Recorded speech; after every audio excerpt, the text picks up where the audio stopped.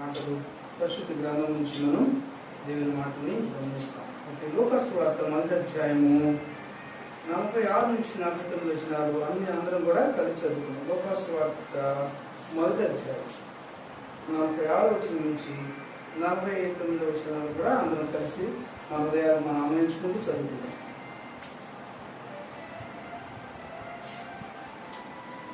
నా ప్రాణము ప్రభువును గణపరచుచున్నది, ఆయన తన దాసురాలి దీనస్థితిని కటాక్షించను.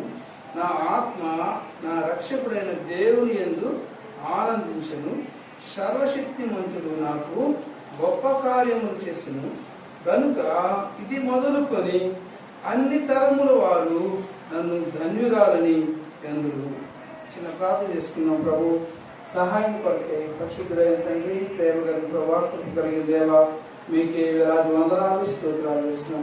ప్రభుదినములు ప్రభా మిమ్మల్ని ఆత్మతో సత్యంతో ఆరాధిస్తూ కొరకే ప్రభా మరి యొక్క ప్రభుదినాన్ని మా జీవితంలో మాకు అనుగ్రహించినందుకు వందనాలు స్తోత్రాలు చేస్తున్నాం. ప్రభా నా తండ్రిలో ప్రసవార్త 1వ అధ్యాయం 42 వచనం నుంచి 49 వచనం వరకు ఉన్నటువంటి సంభవాన్ని ప్రభా మీరే వివరించి సహాయం చేయండి. అల్పులను ప్రభా ఆయన మీరే మీ సిరుచాటును మరుగుపరిచి మీ నోటి బోరగా వాడుతూ మీ పరిశుద్ధాత్మ పూర్ణంగా చేసి ఆయన మీరే మహిమాగంతా ప్రభావాలు పొందమని ప్రభా మీ పరలోక వర్తమానం అనుగ్రహించండి. ప్రభా మీ నడిపింపు సహాయం చేయండి. ప్రభా సమస్తాన్ని చేతి రక్షించుకుంటూ ఎస్ నామములో వేడుకుని ప్రార్థిస్తున్నాం తండ్రి, ఆమేన్. అయితే ఈ దినము ప్రభు యేసుక్రీస్తు వారు మనకి ఏమై ఉన్నారు అని చూస్తే ఇక్కడ ఒక సంభవంలో లూకాసు వార్తలో 1వ అధ్యాయం 46 వచనం నుంచి కూడా మనం గమనించినప్పుడు ప్రభు యేసుక్రీస్తు వారు మరి నా ప్రాణము ప్రభువుని గణపరచుచున్నది అని ఎవరన్నారంటే ఈ మాటని మరి అక్కడ చూస్తే 42 వచనంలో స్త్రీలలో నీవు ఆశీర్వదింపబడిన దారవు, నీ గర్భఫలము ఆశీర్వదింపబడును. నా ప్రభు తల్లి నా వద్దకు వచ్చుట నాకు ఎలాగూ ప్రాప్తించను కనుక ఇదిగో ఈ శుభవచనము నా చెవిని పడగానే నా గర్భములోని శిశువు ఆనందంతో గంతులు వేస్తుంది. కాబట్టి ఈ సందర్భం మరి మరియా గురించి ఈ మాటలు చెప్తాను. అయితే నా ప్రాణము ప్రభువుని కనపరుచుతున్నది. కాబట్టి నీవు కూడా మన ప్రభువుని మన ప్రాణంతో కనపరచాలి. దేహము వేరు ప్రాణం వేరు. కాబట్టి మనం అంటాం కదా, చనిపోయిన తర్వాత ప్రాణం బయలుదేరాలి. కాబట్టి ప్రాణం మరి ఇచ్చేది దేవుడు. కాబట్టి దేవుడు కాబట్టి శరీరాన్ని మరి శరీరంగా అయిపోతుంది. అయితే దేవుడు దయచేసిన ఆత్మ దేవుని దగ్గరికి వెళ్తాడు. అందుకనే మరియా తన హృదయం తన అనుభవంలో మాట్లాడుతున్నటువంటి మాట ఏంటంటే, ఇదిగో ఇక్కడ మాట్లాడుతున్నటువంటి సందర్భంలో నా ప్రాణము ప్రభువుని గణపరచుచున్నది. ఎందుకు గణపరుస్తున్నది అంటే 49వ వచనంలో సర్వశక్తి మంతుడు నాకు గొప్ప కార్యం చేశాడు. ఎందుకు నా ప్రాణం ప్రభువుని గణపరుస్తుందంటే, మరి నా జీవితంలో నా బ్రతుకులో దేవుడు నా పట్ల గొప్ప కార్యం చేశాడయ్యా. అందుకనే నా దేవుని నేను స్తుతిస్తున్నాను, నా దేవుని నేను గణపరుస్తున్నానని మరియా తన యొక్క అనుభవంలో మాట్లాడుతున్నాడు. మరి అక్కడ చూసినప్పుడు మరి అక్కడ చూసిన భాగంలో మరియా కూడా చాలా కాలము మరి ఎలిజబెత్ జకరియా ఆ సందర్భంలో ఆ మాట చెప్పబడుతుంది. కాబట్టి మరియ గురించి ఈ మాటలు ప్రభు యేసుక్రీస్తు వారు మాట్లాడుతున్నారు. నా ప్రాణం ప్రభువుని కనపరుస్తున్నదని. కాబట్టి నా ప్రాణంతో, అందుకని దావీదు కూడా అంటాడు కదా 103వ సంకీర్తన, నా ప్రాణమా యెహోవాను సన్నతించుము, నా అంతరంగమున సమస్తమా ఆయన పరిశుద్ధ నామమును సన్నతించుము, ఆయన చేసిన ఉపకారములలో దేనిని మరొకమాట. కాబట్టి దావీదు తన ప్రాణంతో చెప్పుకుంటాడు. కాబట్టి నీవు నేను కూడా ప్రభా నాకు ఇంతవరకు కూడా నా జీవితంలో నాకు నెమ్మదినిచ్చావు ప్రభా, నీ వందనాలు స్తుతులు అని నా కుటుంబంలో నా తండ్రి నా యొక్క బిడ్డల ఎడల నా యొక్క కుటుంబం నా యొక్క బంధువుల ఎడల ఇంతవరకు చూపించిన మీ కృపను బట్టి నీకు వందనాలు స్తుతులు ఎవరు చెప్తామంటే దేవునికి నా యొక్క ప్రాణాన్ని చెప్తా ఉన్నాడు. ప్రాణం చెప్తాను ప్రభు. అలాగే మరియ కూడా ఇక్కడ అంటుంది 49వ వచనంలో ప్రభు అంటారు, సర్వశక్తిమంతుడు నాకు గొప్ప కార్యం చేశాడయ్యా. అవును కదా, నా జీవితం ఎంతగానో మరి నిందలతో అవమానంతో హేళన చేయబడుతున్నప్పుడు దేవుడు నా పట్ల ఎంతో గొప్ప కార్యం చేశాడు అని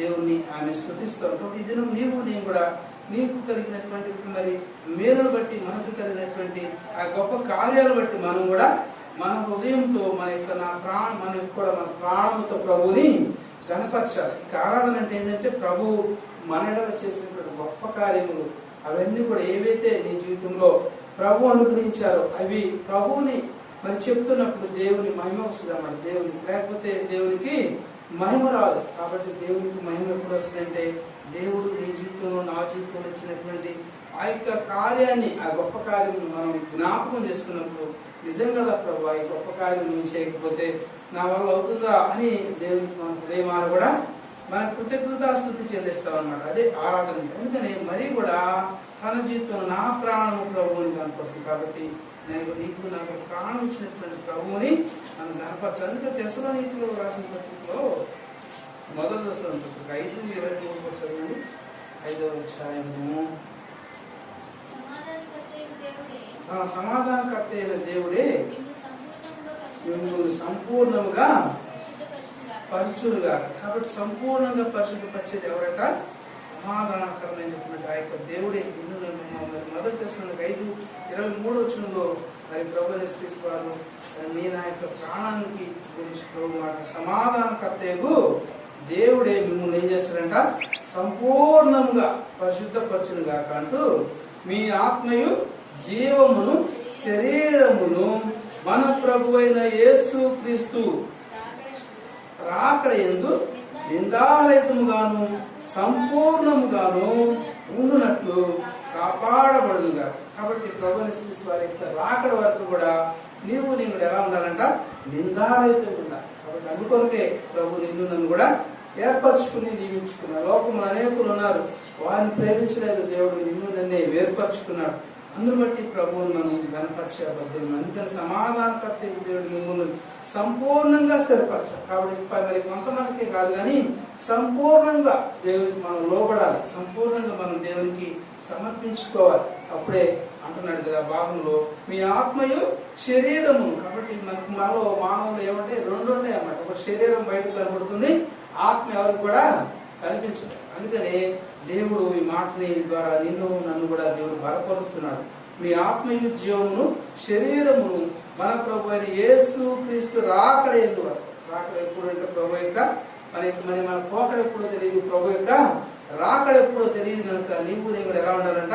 నిందారహితంగా ఉండాలి. నిందారహితంగా అట్టి విధంగా నీవు నేను కూడా మన మనస్సాక్షిని మనం కాపాడుకోవాలని దేవుడు మరి కోరుకుంటున్నాడు. అందుకని మిమ్మల్ని అక్కడ సంపూర్ణంగా ఉన్నట్లు కాపాడబడునుగా. కాబట్టి సంపూర్ణంగా ఉండటానికి ప్రభువాని నాకు సహాయం చేయ ప్రభువాని ప్రభువుని మనం వేడుకోవాల్సిన వారు. అందుకని ప్రభువుని మరి ఏముంటుందంటే నా ప్రాణము ప్రభువుని కనపరచాను. కాబట్టి నా ప్రాణం ఎప్పుడు కనపరుస్తుంది ప్రభువుని తెలుసా.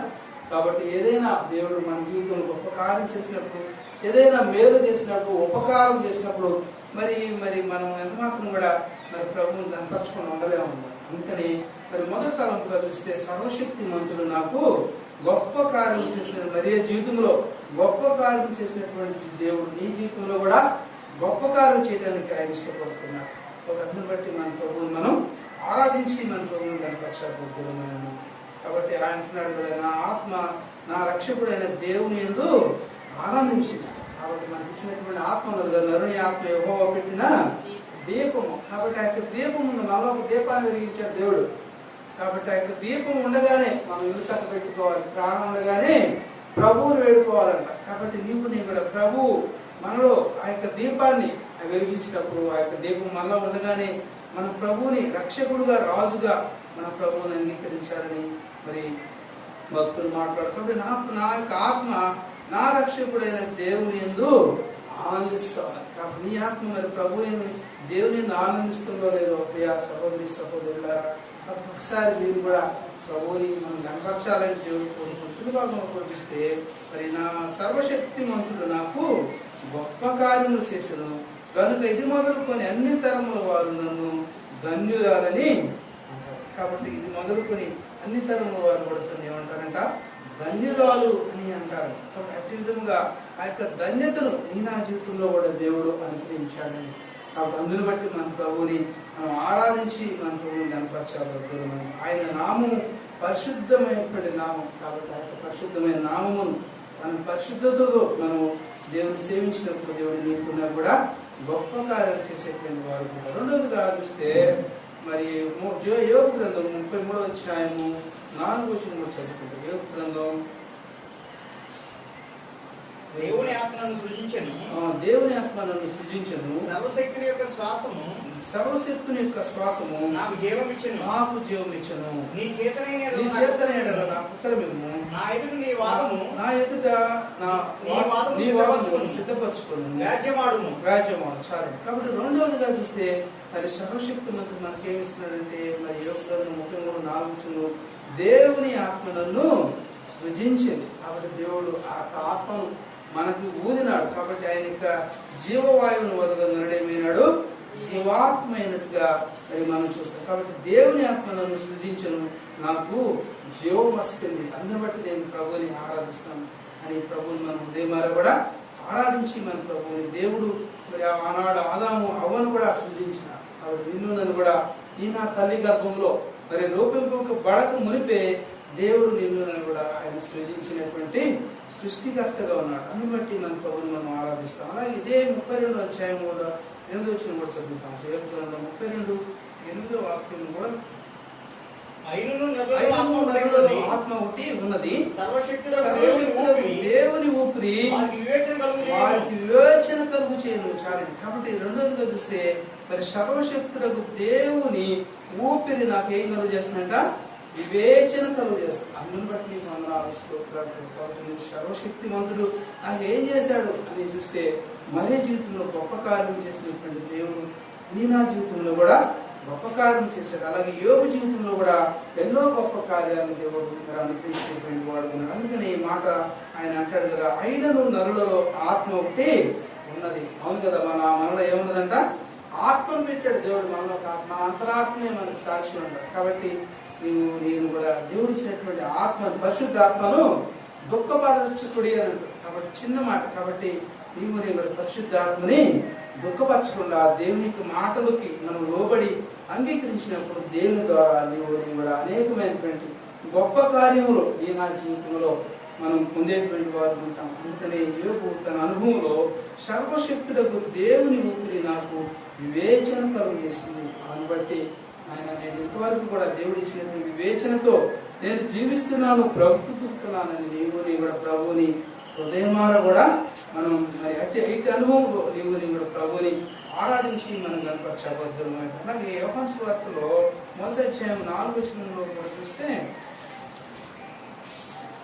ఆయనలో జీవం ఉండెను, ఆ జీవం మనుషులకు వెలుగై ఉండెను. కాబట్టి ఆయనలో ఏముందంట, ఆయనలో జీవం ఉండెను, ఆ జీవం వెలుగై ఉండెను. ఆ వెలుగు చీకటిలో ప్రకాశించున్నది గాని చీకటి దాన్ని గ్రహింపకుండెను.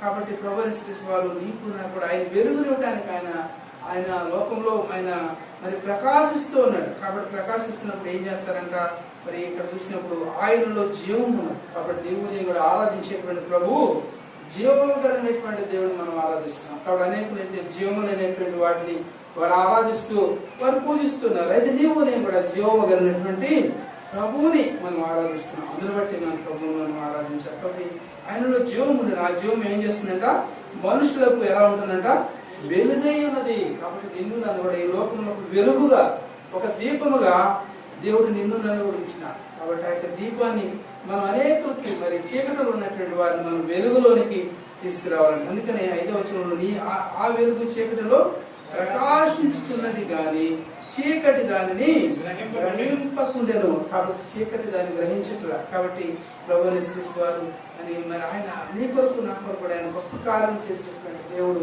2వ తలంపు చూస్తే ఆయన నిన్ను నన్ను కూడా సృజించినటువంటి దేవుడు. మరి మనల్ని ఆ యొక్క వెలుగులోనికి ఆయన నడిపించినటువంటి వాడు ఉంటున్నాడు. అందుని బట్టి మన ప్రభువుని మనం ఆరాధించి మన ప్రభువుని కనుకోవాలి. అలాగే ఆదికాండంలో కూడా చూస్తే 2వ అధ్యాయం 4వ వచనంలో ఏంటంటే మనకందరికీ కూడా తెలిసినటువంటి మాట. 2వ అధ్యాయంలో 4వ వచనం చదవండి. ఆదికాండం 2:4లో మాట, దేవుడైన యెహోవా భూమిని ఆకాశమును చేసిన దినమందు భూమి ఆకాశములు సృజింపబడినప్పుడు వాటి ఉత్పత్తి క్రమము ఇది. కాబట్టి దేవుడైన యెహోవా ఏం చేశాడంట, భూమిని ఆకాశమును చేసిన దినమందు మరి ప్రభువు ఏం చేశారంటే భూమి ఆకాశమును సృజించినప్పుడు వాటి వాటి ఉత్పత్తి క్రమము ఇదే. కాబట్టి వాటి ఉత్పత్తి క్రమంగా దేవుడు నిన్ను నన్ను కూడా ఆయన తల్లి గర్భంలో ఉద్భవింపజేసి ఆయన జన్మింపజేసినాడు. అందుని బట్టి మన ప్రభువుని మనం ఆరాధించారు. కాబట్టి దేవుని మనకి ఇచ్చినటువంటి ఆ యొక్క జీవముతో ప్రభువుని నీవు నేను కూడా గణపరిచి ఆరాధించే బద్దులం వింటున్నాం. కాబట్టి అదే విధంగా ప్రభువుని మనం ఆరాధించాలి. రెండవ తరగతి దేవుని ఆత్మ నన్ను సృజించిన నాకు జీవం ఇచ్చిందని యోగు అంటున్నారు. కాబట్టి నీవు నేను ప్రభా నీ ఆత్మ నాకు ఇచ్చినావు ప్రభా, నీ జీవాన్ని నాకు అనుగ్రహించినావు ప్రభా, అందుని బట్టి నీకు ఎలాంటి వందనాలు స్తోత్రాలను ప్రభువుని మనం ఆరాధించి మన ప్రభువుని కనపరచబద్దులం అంటున్నాం. అలా ఎఫెసీ పత్రికలో 2వ అధ్యాయంలో 1వ వచనంలో ఆ మాట ఉంటుంది. కాబట్టి మనం అందరం కూడా ఏ విధంగా ఉన్నాం అనిపిస్తే ఎఫెసీ పత్రికలో 2వ అధ్యాయం 1వ వచనం కూడా చదువుతాం. మీరు అపరాధముల చేతను మీ యొక్క అపరాధముల చేతను పాపముల చేతను మీరు చచ్చిన వారై ఉండగా ఆయన మిమ్మల్ని క్రీస్తుతో కూడా బ్రతికించినాడు. అందరి బట్టి మన ప్రభువుని మనం ఆరాధించాలి. ఎందుకు ఆరాధించాలి? నీవు కూడా అప్పుడు ఎలా ఉంటామంట? మీకు అపరాధముల చేత పాపముల చేత మీరు చచ్చిన వారై ఉండగా. అవును ప్రభా, నేను కూడా అపరాధముల చేత పాపముల చేత ఒకప్పుడు లోకంలో పాపములో ప్రభా నేను ఉన్నప్పుడు ప్రభా నువ్వు నన్ను రక్షించినావు, నన్ను విడిపించినావు అని ప్రభువుని మన హృదయమార కూడా ప్రభువుని వేడుకోవాల్సిన వారు ఉంటుంది. అందుకనే అపోస్తలుడైన పౌలు ఈ ఎఫెసీ సంఘానికి రాసినప్పుడు మీకు అపరాధముల చేత పాపముల చేత మీరు ఎలాంటి స్థితిలో చచ్చిన స్థితిలో ఉన్నటువంటి నిన్ను కూడా నేను ఏం చేశాను, మిమ్మల్ని క్రీస్తుతో కూడా బ్రతికించాడు. అందుని బట్టి ప్రభువుని మనం ఆరాధించాము. ప్రభు నాకు ఈ జీవితం ఇచ్చినావు, నాకు ఈ బ్రతికిచ్చావు ప్రభా, నీకు వందనాలు ప్రభు, నా జీవితంలో చేసిన గొప్ప కార్యముకై నీకు వేలాది వందనాలు స్తోత్రాలని ప్రభువుని మనం ఆరాధించి మనం కనపరచబద్దులమైన. రెండో తరంలో మనం చూసినటువంటి భాగంలో దేవుని ఆత్మ నన్ను సృజించింది కనుక నాకు జీవం ఇచ్చిందని మరి యోగు తన యొక్క అనుభవాన్ని మరి మన గమనాగమనాన్ని తను తీసుకొస్తారు. మూడవ తరంగా మరి రెండవ తరంలో యోగు గ్రంథం 29వ అధ్యాయంలో ఇంకో మాట గమనిస్తాం. 29వ అధ్యాయం యోగు గ్రంథం 29వ అధ్యాయం 5వ వచనం కూడా చదవండి. సర్వశక్తుడు ఇంకనూ నాకు తోడై ఉండెను. కాబట్టి రెండవ వచనం ఏమని రాయబడుతుంది? సర్వశక్తుడు నాకు ఇంకనూ నాకు తోడై ఉండెను. నా పిల్లలు నా చుట్టూ ఉండిరి. కాబట్టి నా పిల్లలు నా చుట్టూ కూడా ఉండిరి. నేను పెట్టిన అడుగెల్లా నేతిలో పడెను. బండ నుండి నా నిమిత్తము నూనె ప్రవాహంగా పారి. చాలండి. కాబట్టి సర్వశక్తుడు ఇంకనూ నాకు ఎలా ఉన్నాడంట? తోడై ఉన్నాడు. అందుని బట్టి నేను నా ప్రభువుని ఆరాధించి నా ప్రభువుని కనపరచబద్దునని యోగు తన అనుభవంలో సర్వశక్తిమంతుడు నీ జీవితంలో కూడా గొప్ప కార్యం చేసినాడు కనుక నీవు నా ప్రభువుని ఆరాధించి కనపరచబద్దులమైన. అందుకని యోగు సర్వశక్తుడు ఇంకనూ నాకు తోడై ఉన్నాడు. అవును కదా? కాబట్టి ఇంకనూ కూడా మనకు సర్వశక్తిమంతుడైనటువంటి దేవుడు తోడుగా ఉండమంటే నేటి వరకు కూడా దేవుడు నిన్ను నన్ను కూడా కాపాడుతూ పోషిస్తూ ఆయన రక్షిస్తున్నటువంటి వాడు.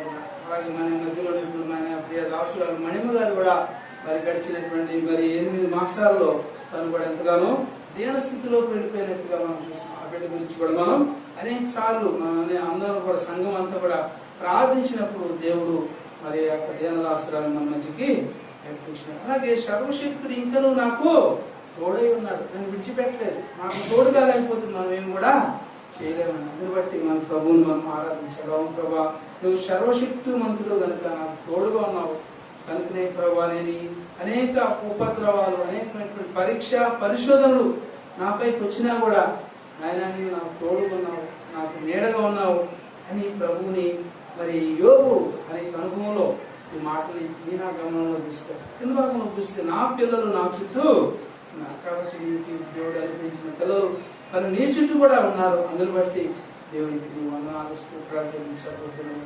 ఎంత భాగ్యం. కాబట్టి దేవుడికి నీవు కూడా ఎంతైనా కూడా రుణస్థులమైన. కాబట్టి సర్వశక్తుడు ఇంకను నాకు తోడై ఉన్నాడు. అందుని బట్టి నేను ప్రభు నేను ఆరాధిస్తానని యోగు తన అనుభవంలో ఈ మాటని మరి నీకు నాకు కూడా ఆయన చెప్తున్నాడు. ఆలోచన చూస్తే నేను అడుగు పెట్టిన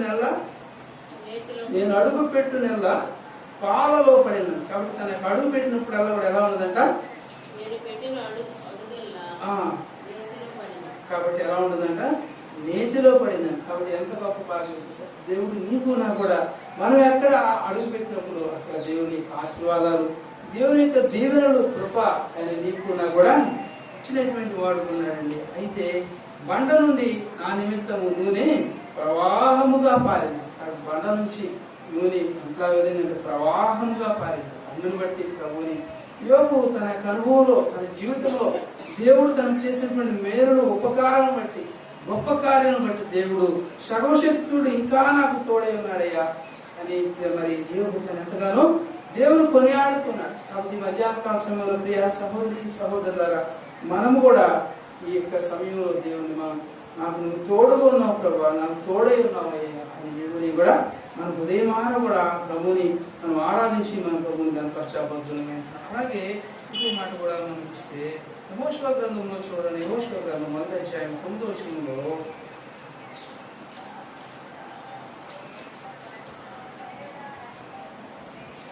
యెహోషువ గ్రంథం 1వ అధ్యాయం 9వ వచనంలో చదువుకుంటాం. 9వ వచనం. నేను నీకు ఆజ్ఞ ఇచ్చున్నాను కదా, నిబ్బరము కలిగి ధైర్యముగా నుండుము, దిగులు పడకుము, జడియకుము. నీవు నడుచు మార్గం అంతటిలో నీ దేవుడైన యెహోవా నీకు తోడై ఉంటాడు. కాబట్టి ప్రభువు యేసు వారు ఒక యెహోషువకు కూడా ఈ మాటని ఆయన వాగ్దానంగా ఆయన ఇస్తున్నారు. కాబట్టి ప్రియ సహోదరి మరి సహోదరులారా, నీవు దేవుడు నీకు నాకు కూడా ఈ యొక్క మధ్యాహ్న కాల సమయంలో ఈ మాట ద్వారా దేవుడు నిన్ను కూడా బలపరుస్తున్నాడు. ఈ వాగ్దానం ద్వారా ప్రభు అంటున్నాడు, నేను నీకు ఆజ్ఞ ఇచ్చున్నాను కదా. కాబట్టి అక్కడ చూస్తే ఒకవేళ భయపడుతున్నావేమో, దిగులు పడుతున్నావేమో, మరి ఎలాంటి పరిస్థితులు ఉన్నావు, అయితే నేను నీకు అభయం ఇచ్చాను కదా, నేను నీకు ఆజ్ఞ ఇచ్చాను కదా అని తను అంటూ నిబ్బరము కలిగి ధైర్యంగా ఉండు. కాబట్టి అధైర్యపడ మాకు, ధైర్యంగా ఉండు అని ప్రభు అని వేడుకుంటున్నాడు. కాబట్టి ప్రియ సహోదరి, ప్రియ దేవుని బిడ్డల, కాబట్టి ఒకటి ఏ విషయాల్లో నువ్వు అధైర్యపడుతున్నావో కాబట్టి అయితే అంటున్నాడు నిబ్బరంగా ఉండు, ధైర్యంగా ఉండు. మూడోది చూస్తే దిగులు పడకము, జడియకము. కాబట్టి వాడు దిగులు పడుతున్నావేమో, ఇది ఎట్లా ప్రభా, ఇది ఎట్లా ప్రభా, నాకు వచ్చినటువంటి వ్యాధి బాధ ఇవన్నీ కూడా ఎలా తగ్గుతాయి, ఎలా మానుతాయి ప్రభా, ఇది బాధపడుతున్నామైతే దేవుడు ఆయన ఇస్తున్నటువంటి వాగ్దానం. కాబట్టి దిగులు పడమాక అంటున్నాడు, జడి మాకు. కాబట్టి నీవు నడుచు మార్గం అంతటిలో నీ దేవుడైన యెహోవా నీకు తోడై ఉండను. కాబట్టి నీవు నడిచే ప్రతి మార్గములు కూడా దేవుడు నీకు తోడై ఉంటానన్నాడు. దీన్ని బట్టి మన ప్రభుని మనం ఆరాధించాలి. ఎవరు మనతో తోడుగా రారండి. కాబట్టి దేవుడు మాత్రమే మనకి తోడొచ్చేటువంటి వాడు. కాబట్టి ఆయనకు తోడు, అందుకని నీ తోడు చాలయ్యా, నీ నీడ చాలయ్యా, నీ ఉంటే నాకు చాలయ్యా అనేటువంటి పాటని మన యొక్క దైవజనులు మరి జ్యోతిరాజు గారు తన అనుభవంలో ఈ పాట రాశారండి. అని ఇక్కడ విడుదల చేసినప్పుడు ఆ మాట అనుకుంటున్నాను. కాబట్టి నీ ఉంటే నాకు చాలయ్యా అని ఈ మాట నా హృదయాన్ని నిజముగా నాకు తాకిడి చేసింది అనేటువంటి మాట తన అనుభవంలో మాట. కాబట్టి ఎందుకంటే ఆనాడు యెహోషువని మరి ధైర్యపరిచినటువంటి దేవుడు ఈనాడు నిన్ను కూడా ఆయన ధైర్యపరుస్తున్నాడు. ఏమని ధైర్యపరుస్తున్నాడంటే మరి నిబ్బరం కలిగి ధైర్యంగా ఉండు, నిబ్బరం కలిగి ధైర్యంగా ఉండు. అంతే కాకుండా దిగులు పడ మాకు, జడియకు.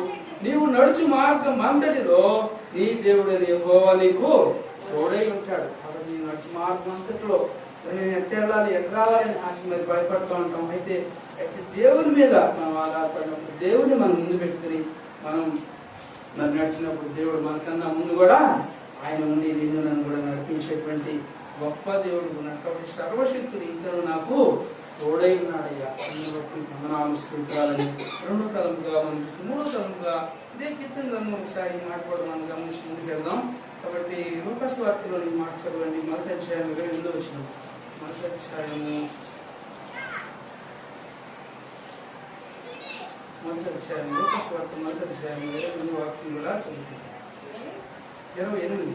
ఆ దూత లోపలికి వచ్చి ఆమెను చూసి కాబట్టి అక్కడ అంటున్నది, ఆ దూత ఆ లోపలికి వచ్చి ఆమెను చూసి దయాప్రాప్తురాలా, కాబట్టి నీకు శుభము, ప్రభువు నీకు తోడై ఉన్నాడని చెప్పాడు. చాలు. కాబట్టి ప్రభువు యేసు వారు ఆనాడు మరీ దగ్గరకు వచ్చినటువంటి దేవుడు నిన్ను నన్ను కూడా, నీ నా దగ్గరకు కూడా వచ్చి నిన్ను నన్ను కూడా నేను నీకు తోడుగా ఉన్నాను, నీకు ఇంకేం కావాలి అని ప్రభు అంటుంది. కాబట్టి ఆయనకి 27వ వచనం నుంచి కూడా చూస్తే అంటాడు కదా, దావీదు వంశస్థుడైన యేషోపును ఒక పురుషునికి ప్రదానం చేయబడిన కన్య యొద్దకు దేవుని చేత పంపబడిన ఆ కన్య యొక్క పేరు మరియా. కాబట్టి ఆ కన్యక పేరు మరి మరియా అని రాయబడింది. ఆ యొక్క దూత లోపలికి వచ్చి ఆమెను చూసి ఏమందంట, దయాప్రాప్తురాల.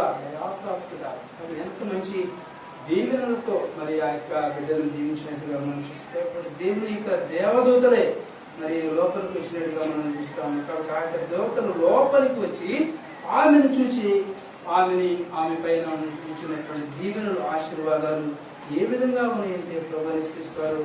ఆమెను చూసి దయాప్రాప్తురాలా, నీకు శుభం. కాబట్టి నీకు శుభము. కాబట్టి ఒకవేళ నువ్వు మరి బాధపడుతున్నావేమో, అయితే దేవుడు అంటున్నా నీకు శుభము కలుగుతుందని దేవుడు మధ్యాహ్న సమయంలో దేవుడు నన్ను కూడా ఆయన ప్రోత్సాహపరుస్తున్నాడు. అయితే ప్రభువు నీకు తోడై ఉన్నాడని ఆమెకు చెప్పాడు. కాబట్టి నీకు వచ్చిన కష్టాన్ని బట్టి, నష్టాన్ని బట్టి, ఇరుకును బట్టి, వ్యాధిని బట్టి అనుకున్నావు, బాధపడుతున్నావు, ఇబ్బంది పడుతున్నావు ప్రియ సహోదరి సహోదరుల, దూరం నుంచి దగ్గర నుంచి బిడ్డలారా, అయితే దేవుడు మధ్యాహ్న కాల సమయంలో అంటున్నాడు ప్రభువు నీకు తోడై ఉన్నాడని చెప్పాడు. కాబట్టి ప్రభువు మనకి తోడుగా ఉన్నటువంటి దేవుడు. అందరి బట్టి మన ప్రభువుని మన హృదయమాన కూడా మన ప్రభువుని మనం ఆరాధించి మన ప్రభువు మనం గణపరచబోతున్నాం. అలాగే కీర్తన గ్రంథం 24వ కీర్తనలో కూడా ఒక మాట మరి చూసి మనం ముందుకు సాగుదాం. ఇంకా 24వ కీర్తన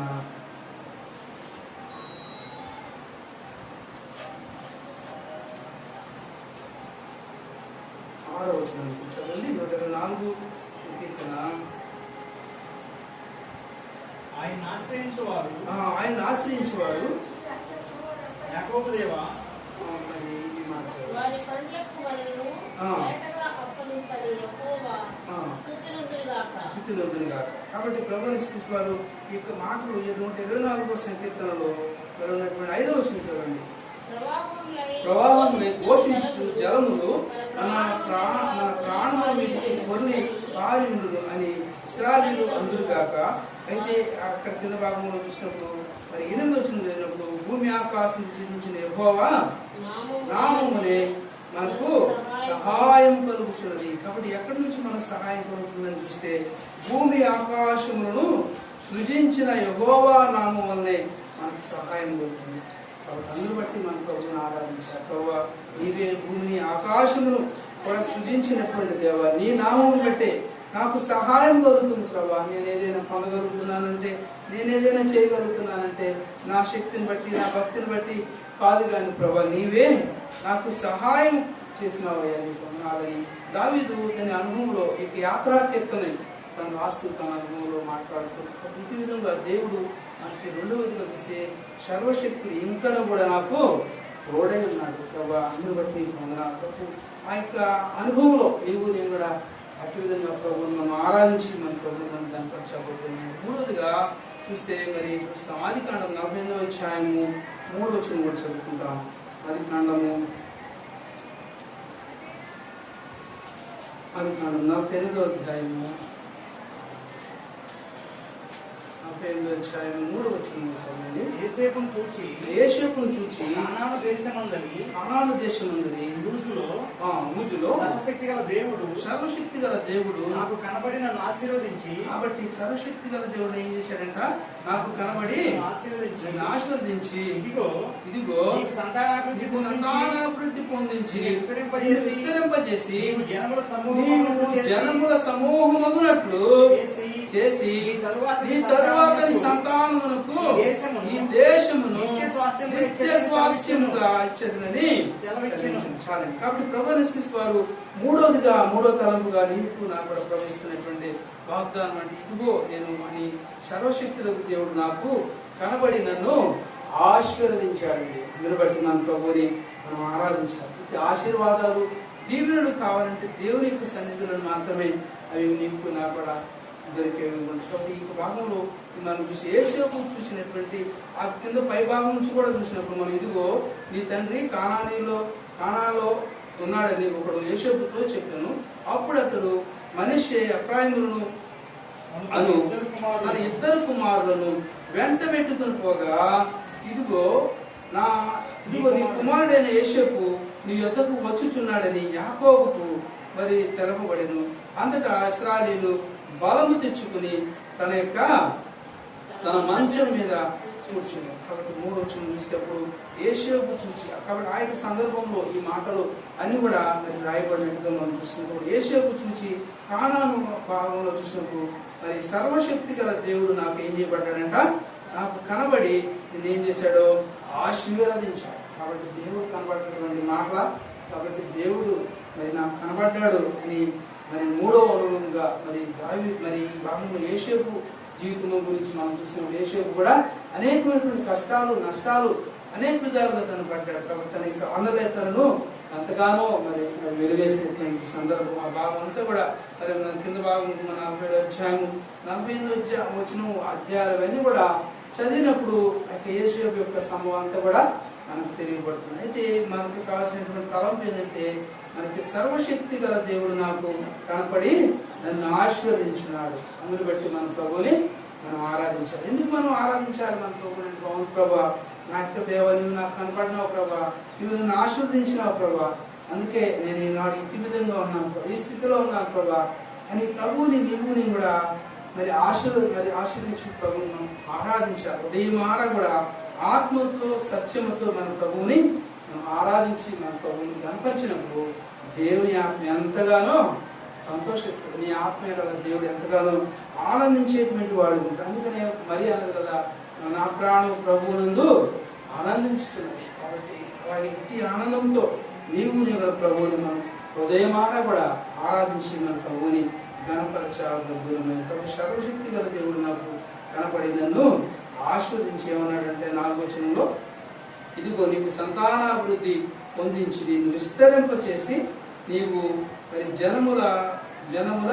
సమూహము ఉన్నట్లుగా చేసి నీ తరువాత నీ సంతానమునకు ఈ దేశము నిత్య స్వాస్యంగా నీకు మాత్రమే కాకుండా నీ సంతానానికి కూడా మరి ఇస్తానని దేవుడు ఎంత గొప్ప దీవెన ఆశీర్వాదాలు చేశారు. ఇప్పుడు నీ నా జీవితంలో కూడా 3వ అనుభవంలో దేవుడు నీకు కూడా ఆయన కనపడి ఆయన నిన్ను నన్ను కూడా సర్వశక్తి గల దేవుడు ఆశీర్వదించినటువంటి దేవుడు ఉన్నాడు. అందుని బట్టి మన ప్రభుని మనం ఆరాధించి మన ప్రభుని దాన్ని పశ్చాత్తాపం. అలాగే మరి మాటలో చూస్తే లోకాసు వార్తలు చూడండి, 1వ అధ్యాయము 42వ వచనం. లోకాసు వార్తలు 1వ అధ్యాయము 42వ వచనంలో ఈ మాటకి సంబంధించినటువంటి మాటని 42వ వచనం చదువుకుంటాం. కాబట్టి స్త్రీలలో నువ్వు ఎలా మరి గురించి చూసినప్పుడు స్త్రీలలో నీవు ఆశీర్వదింపబడిన దానవు, నీ గర్భఫలము ఆశీర్వదింపబడును. చాలా కాబట్టి నీవు స్త్రీలలో నీవు ఆశీర్వదింపబడిన దాని మరి ఎంత గొప్ప ఆశీర్వాదాన్ని పొందిందో చూసారా. దేవుని కొరకు తను ఎంతగా